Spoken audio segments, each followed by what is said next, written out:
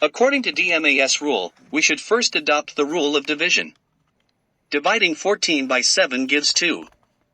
According to DMAS rule, now we should adopt the rule of multiple. Multiplying 5 by 4 gives 20. Write all the negative numbers together and also write all the positive numbers together.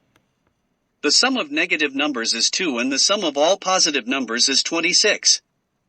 Here the sum of positive numbers is greater than the sum of negative numbers. Here the positive numbers are 24 more than the negative numbers. Hence the answer is 24. DMAS नियम के अनुसार हमें सबसे पहले विभाजन का नियम अपनाना चाहिए। 14 को 7 से विभाजित करने पर 2 प्राप्त होता है। DMAS नियम के अनुसार अब हमें गुणनफल का नियम अपनाना चाहिए।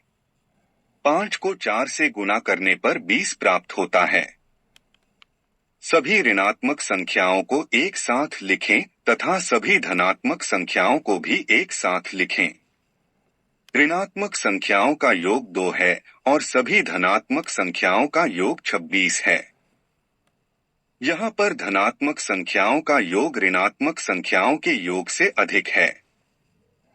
यहाँ पर धनात्मक संख्याएं ऋणात्मक संख्याओं से 24 अधिक हैं। अतः इसका उत्तर 24 है।